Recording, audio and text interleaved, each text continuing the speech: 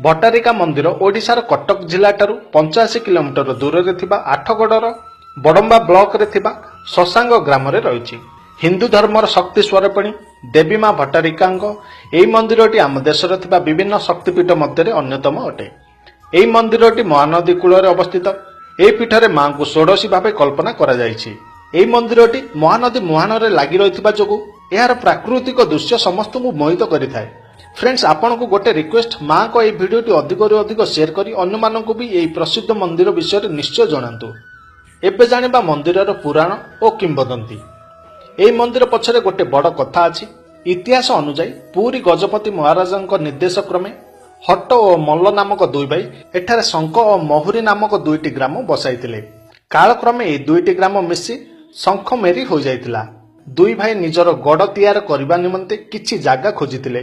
गोटे सबरंक दखलरे थिबा गोटे जागारे अद्भुत आलोकित घटना। से दुई भाई जानि पारिले एहा एक वीर माटी गड़ निर्माण पई उपयुक्त स्थान अटे, किंतु शबर निज स्थान को छाड़िबा पई राजी नथिला। बाध्य होई दुई भाई शबरंक सह युद्ध कले।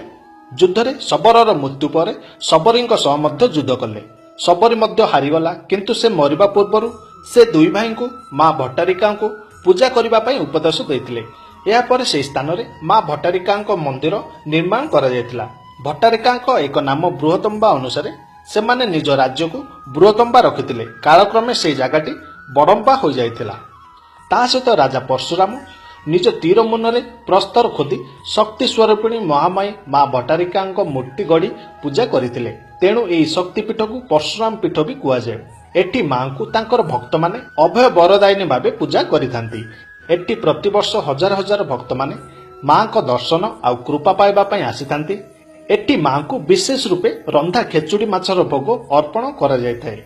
शारदीय पूजा समय 16 दिन धरी देवींकर षोडशोपचार पूजा सहित विशेष संधि पूजा करा जायथाय। दशहरा पर्वर महाअष्टमी तिथि एथिरे वार्षिक यात्रा भी होइथाय। बेंगल गेजेट अनुसार 1700 मसीह राजा फकीर चंद्र देवଙ୍କ समय देवींक पीठरे एई यात्रा को पालन करा जाउछि।